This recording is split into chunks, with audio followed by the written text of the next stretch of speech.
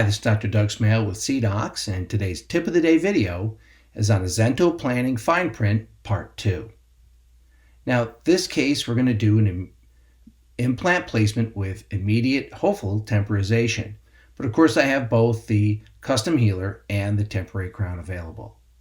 So you go through your usual approval process. You look at the implant, you look at the crown, you look at the aesthetics, and when you're ready to go, certainly you're ready to approve and print everything out. But nope, we got to check the fine print.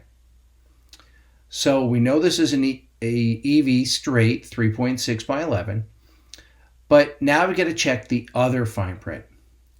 So down the lower right, what you see is for the custom healing abutment, you have to use the regular hex EV driver, and that comes in your kit.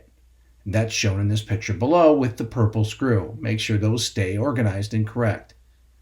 Now, on the lower left side, you have to look for what you need for the temporary crown. And for that, you need the Atlantis angulated screw access driver. And that's what's shown in the picture. That's more of a metal screw that goes with the abutment and the temporary crown.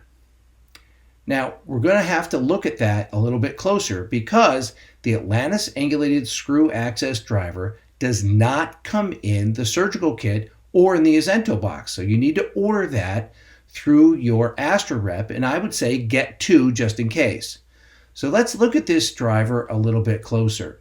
And as you see on the tip, you've got sort of a spherical fluted tip to that.